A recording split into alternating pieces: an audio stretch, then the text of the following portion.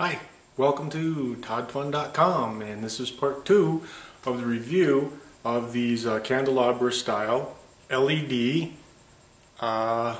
bulbs. They're 5 watt, equivalent 50 watt light output. They are E12 base. They're made by a company called Sexy LED. I think they design and make them themselves as far as I can tell from what I've researched. But you can buy them on Amazon. Just search Amazon for Sexy LED. I bought 3 of them, so I got 2 that I was used. You'll see in part 1. I'll put a link to part 1 somewhere here, probably already there. And you can see my review of how I like the product, how good the product uses in the home, how the light that this puts out is really nice, and the dimmability, and so the general consumer watches that video and the technical people will watch this one. I'm not going to make a habit of reviewing any type of light bulbs. I don't get that excited about light bulbs, but technically considering I've been looking for a good LED light bulb for my house now for about 5 years, and I either don't like their look, but this one's a very nice looking candelabra style, or I don't like the color they put out, or more often than not they just don't last. So I've been using them for about 3 months. They look really well light-wise with a 27K color. That's kind of a yellowish red spectrum, I guess. But overall, it's really a nice, comfortable-looking color. We're going to get into the technical review of this, and that this is one I bought that I haven't used. I'm going to tear it down. But before we go there, I want to do some power tests on it, see how much power it actually does use. I also want to test its temperature, not only the base, how hot the base gets, but how hot the light gets. I'm going to test that inside of the actual fixture I use in my hallway. So I can do it at the bench here, but we'll get an actual true life temperature reading of how this thing's running. And so we'll know the power and the temperature. And there's no gas or anything inside this bulb. It's just a bulb for aesthetics, and it does kind of help make it kind of shiny and glittery a little bit. And it makes it look nice. And so I'm going to break the bulb, of course, and then run it without that just to see. Look, there's no gas or nothing in it. I've already confirmed that. And so it's not like there's a heat dissipating gas or fluid or anything like that. So we'll run them without that, and then we'll take it apart. It should be pretty easy because I see it looks like it screws together actually. So we'll see what's inside. Okay, so let's get over to the bench and start doing some of the technical review and teardown. This is the box it came in. It doesn't say their name on it. It doesn't say Sexy LED anywhere on it, but it looks like they're making it a box that can be used for lots of different packaging options for different lights. So maybe it's some sort of a default bulb packaging or something. But at any rate, that's that. Now I'm not going to make a habit, like I said, of reviewing LEDs or lights. If you want to see a real master who reviews a lot of LED light technology that's out on the market right now, though he hasn't done the Candelabra E12s yet, go to Electron Update. I'll put a link in the show notes, but that's his channel name on YouTube. And he really gets into these, and I've learned a lot by watching his videos. So I'm probably going to be mimicking some of that, but this is going to be a different type of bulb than he's ever done. Now you'll see the emitters in here there's 6 of them, and they're going to shine heavier in certain 3 directions and in the middle, but it's not noticeable to my eye when I walk around my house. So I'm very happy with this even emitting. It's certainly not going to emit straight up, but it does a great job. The actual emitter, the LED that's in use here, I'll put a link in the show notes. So I'm not going to try and read off the numbering, but I do know the exact LED this is using, so you can look at the data sheet on that. Let's see, they have a sticker on here for it, but it probably peels off, and you probably want to do that because that you just want it to look nice in your chandelier, right? So that's good that that's easy to take off. So let's first hook this thing up and get some power readings. So the test setup we have here is we have the Fluke in series with the 40 watt incandescent bulb. We'll look at the original incandescent bulb first. I have a clamp meter on that same one of those wires, so we can see how my Fluke clamp meter reads. This is just essentially a converter and a switch and a fuse mechanism that I built out of a DeWalt battery that lets me jack directly into 120 volts safely into my meter. Though the clamp works too, it's just that this isn't as accurate as that, and this can trend and take graphs and stuff. So I built this. All of this is now hooked into a 120 volt 1-to-1 isolation transformer. If you have any questions about an isolation transformer, please watch my isolation transformer video. I'll put a link here. It tells you about all the safety features and concerns about using a 1-to-1 tech version. You have to be careful to get a tech version and not a medical version. And that video will tell you all about that and how to be safe and all the gotchas involved with oscilloscope probes when using 120 volts mains. But this test is ready to go. Let's go ahead and fire it up, and we'll see what kind of current draw our incandescent bulb uses. And we'll go bring that up, and we'll see if we can zoom in for you here. So we're using let's just say it's 3 amps. Well, we'll go 3.1 amps AC, and the clamp meter is reading 0.28. Now it's not as accurate. This would be better, but we'll do a trend here in a second. So we got the Fluke 289 taking a 1 minute recording at 1 second intervals just to see how smooth the AC signal use is. Okay, that trend is done. Turn the light out, or I'll turn it off, and we'll go ahead and hit trend to see the line, and I'll bet it's just a straight line. Yeah, it is perfectly straight. Even if you zoomed in, we can zoom in some. Oh, there's a little jitter there. Boy, it isn't much though. So we got 309 milliamps at 120 volts. So that incandescent bulb is using 37 watts, and it's supposed to be using up to 40 watts. So that's what it's doing. Same setup to measure current and calculate power, but I got I moved the LED light bulb over to this one, so it's the same exact socket, so there can't be any differences. Also, I've switched the meter over to the milliamp port because then I knew the light bulb was close to the 400 max. I didn't want any voltage, or I didn't want any current spikes to pop my fuse, and it really was up there around 300 milliamps. So now I feel safe using my 400 milliamp range for doing the more lower range LED. So let's power this on, and we'll zoom in, and we're getting it's bouncing around 74, 75 milliamps AC, and the clamp meter probably can't do much with that. This is mostly just an electrician's clamp meter, and it's reading 0.02, or essentially it's quite confused. It really can't do much justice at all with it. So, but that's going to be the true reading because that's jacked in quite nicely. Let's go ahead and do a save on a trend. We'll record that for 1 minute, and we'll see what the wave looks like. So that record is done. So let's pop in and look at the trend. And it looks like there's a little wiggle at the top there. Let's go ahead and zoom in on that wiggle. Yeah, it's going up and down a little bit, going a little more. This is showing about 75 milliamps down to somewhere around 72 milliamps. Let's take an average. Just hit min max, and we'll just let you zoom in and see that thing giving us an average. I'll let that run for a little bit so it gets a nice good average.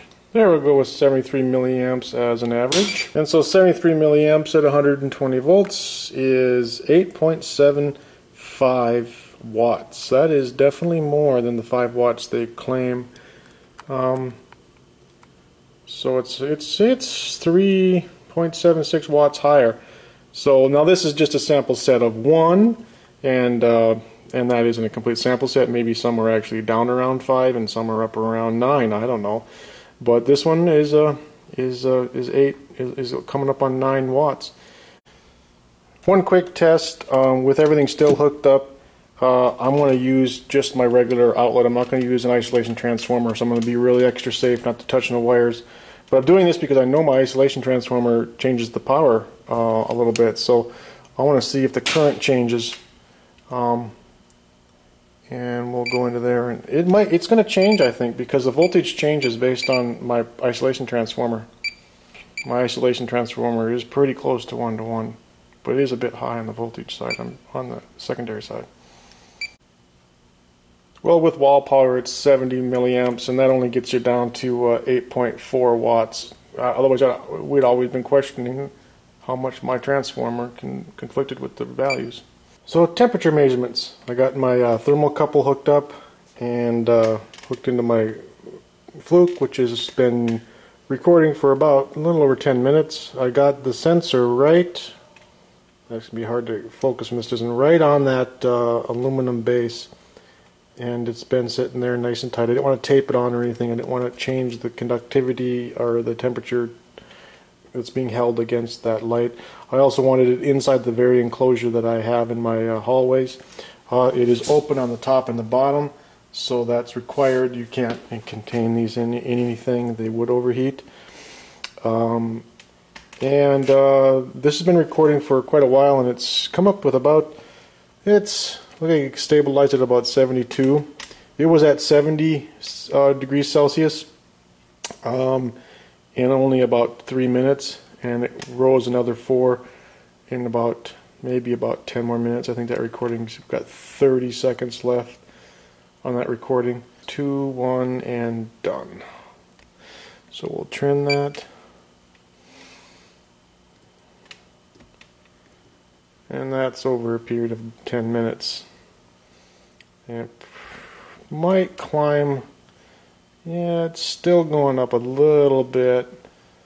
I guess I'd have to run it for maybe an hour to get more stable, but I wouldn't think it's going to get much over 74 Celsius, which is going to be acceptable. I mean, the bulb will last. Let's just quick test the glass. Okay, the probe is on the glass now. And it's been sitting there for a little bit, and it pretty much stabilized at 51 degrees Celsius. So that's not bad at all for the glass. That's pretty nice. So there's the incandescent. It has it right on the center of the glass where it's the hottest. And we have about 175, 176 Celsius on that glass. And with this I got 212 at certain spots, using scanning this around through the glass though. So I don't know what the trend looks like. The trend's going to probably, I'll just stop the recording and hit trend for you. So it looks like it probably ramped up. Within 2 minutes it was also at almost full temperature. Let's break the glass on the LED. Well, you think I'll have any luck with the glass cutter? I have to do this and speed this up because it's going to probably be slow. Oh, it's not going to work. My glass cutting wheel's gone. Fail! Plan B, hammer. Inside a tennis ball container.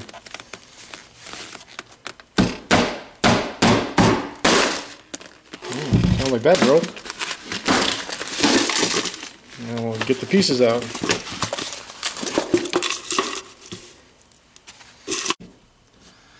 Alright, that came off real easy.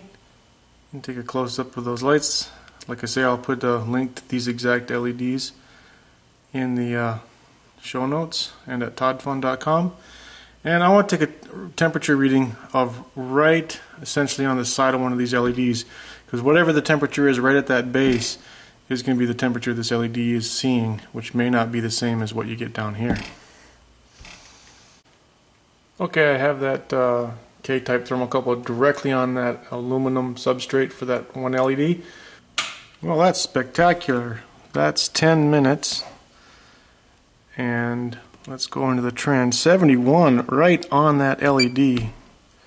Ramped up pretty steady for 4, let's see, going on 8 minutes. It's still climbing.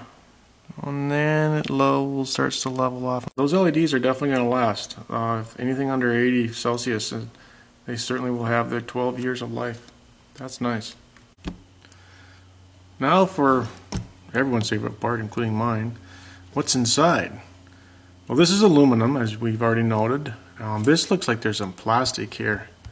And this is the E12 connector. So there's a screw here. I seriously doubt the screw is going to let this come apart, but I'm willing to try if you are. Okay, it did.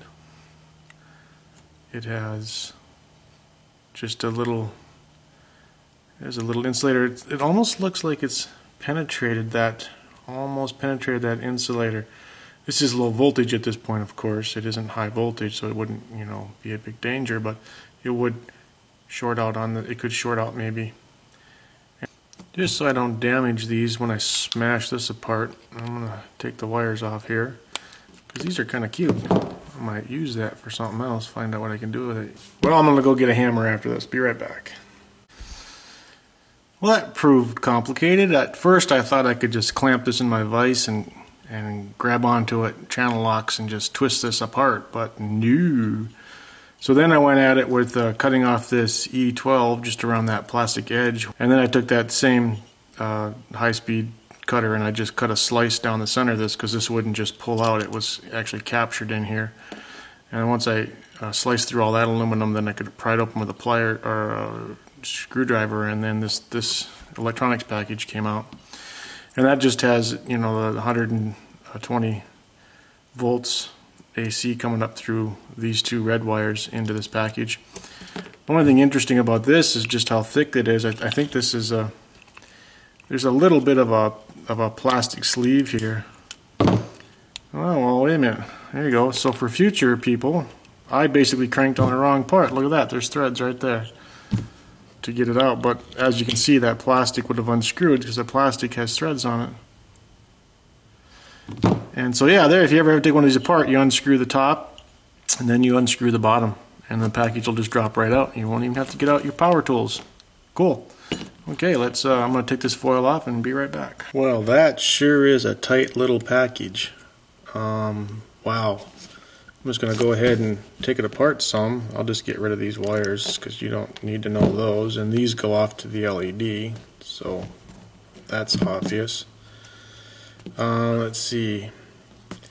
I'll zoom in on that. I'm going to say that's a... Boy, I wish I could zoom in better than that. Oh, there's a good view of it.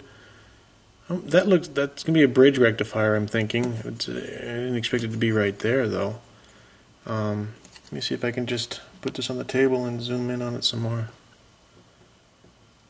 There we go. Get a nice tight view for everybody. And let's see, it goes from there, and now you can see it got a little, it got to play a little fun and games with my cutoff, my power tool. Chop through that transistor. I don't know what kind it is. Maybe on the back side I'll get something. I'll cut that off. I'll cut out a resistor here. There's a resistor there. Let's see. Then there's going to be a large cap there. There's a diode underneath it. We'll cut out into that. And there's this little transformer. On the back side, coming in, we have just a jumper. This is just a 0 ohm resistor. Looks like a 3.9K 500 or 510 ohm. This is a transistor right here, Q2R7. Actually, this is R7. This is Q2. And then this is D for diode here. And this was a capacitor, but I knocked it off. There's a resistor. There's a ceramic cap. Here's a diode. Here's a Zener made by Well-Lit. And you might be able to punch this in and get more information here. And this is across the LED, it says. And this is another ceramic cap. And the only other component visible right now is this diode right here. It's labeled D for diode. It's there somewhere. I'm going to start cutting some of these off because there's some bits underneath here, and I want to see how they got this all together so tight. So let's see. I just want to get this transistor out.